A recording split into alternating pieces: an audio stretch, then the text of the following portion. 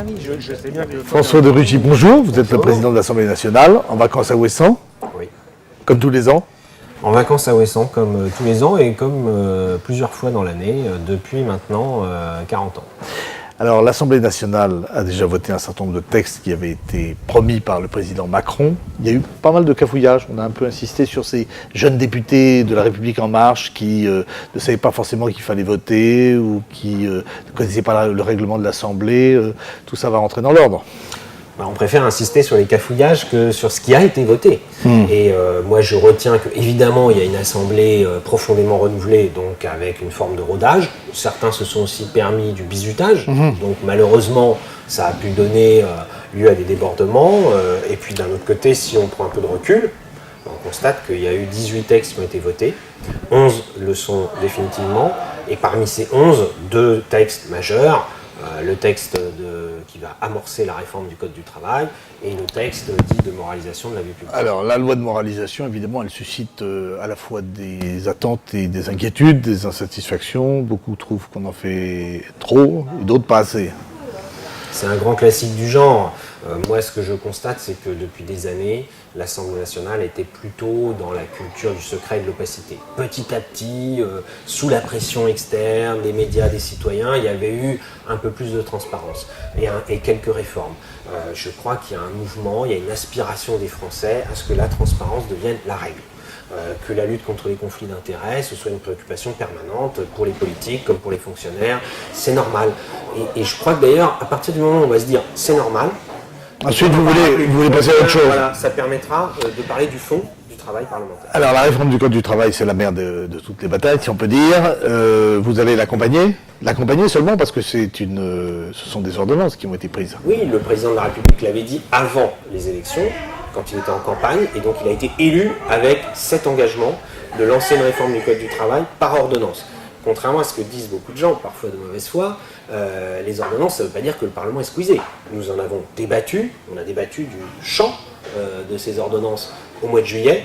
Le texte a été voté, donc il y a eu des amendements, des heures et des heures de débat, il y a eu un vote de l'Assemblée nationale, au Sénat également, et puis ensuite il va y en avoir un nouveau cet automne pour valider le contenu de la réforme que le gouvernement aura préparé avec les syndicats. La chute de popularité du chef de l'État, assez significative pendant l'été, ça vous a étonné ?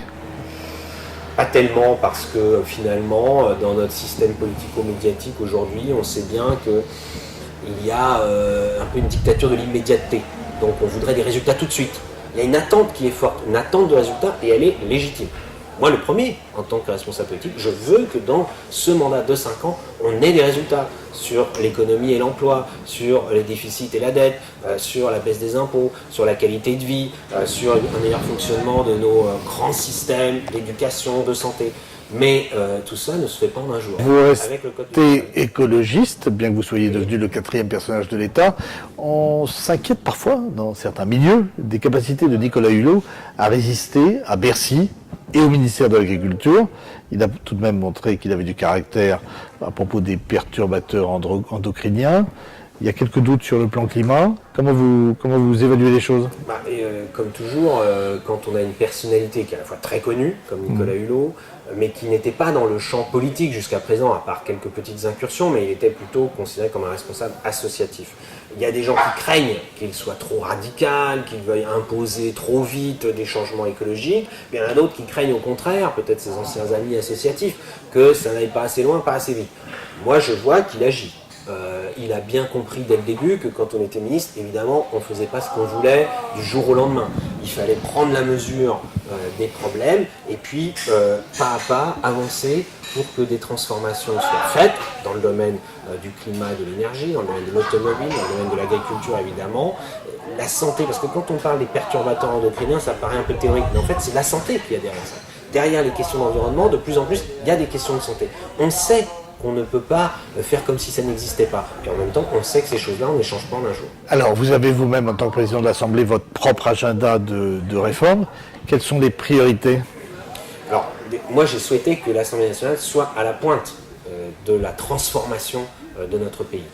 Alors que par le passé, les politiques, et notamment les députés, avaient pu apparaître un peu à la traîne, avoir le pied sur le frein par rapport aux réformes. Donc il faut qu'on ait un Parlement qui soit plus démocratique, Et ça, il y a des réformes que le président Macron a annoncées, réduction du nombre de députés, non-cumul dans le temps au-delà de 3 mandats, la question de la lutte contre les conflits d'intérêts. Puis il y a des questions d'efficacité. Moi, je souhaite qu'on ait un Parlement plus efficace. Entre le moment où on lance le début d'un chantier législatif, d'une réforme, et le moment où c'est définitivement adopté, c'est pas normal qu'il s'écoule quasiment 1 an aujourd'hui sur les grands textes. Il faut que les Français puissent voir que entre une annonce et la mise en œuvre des résultats, il y a un temps normal qui permet le débat et qui aboutit à des décisions. Alors, pendant que le Front National couine parce qu'il n'a pas son groupe, la France Insoumise, finalement, c'est devenu le principal groupe d'opposition à l'Assemblée ? Oui, là aussi, on a des caricatures ou des choses un peu simplistes. D'un côté, le Front National joue encore la victime, s'estime brimé, alors que voilà, il a eu 8 députés, plus une 9e d'extrême droite. Et puis la France Insoumise, avec le même mode de scrutin, ils ont eu la capacité à faire un groupe de 17 députés. Bon, le Front National pourra toujours faire des propositions pour qu'on puisse faire des groupes plus petits. On verra bien si il y a suffisamment de députés à l'Assemblée pour le vouloir. Et puis surtout sur les oppositions. Parce que ça, c'est quelque chose de nouveau aussi. Il y a 5 groupes d'opposition, sans compter des députés qui n'ont pas de groupe, comme le Front National. Les communistes, la France Insoumise de Jean-Luc Mélenchon, les socialistes et les constructifs qui se disent proches de la majorité mais qui sont quand même dans l'opposition, et les républicains.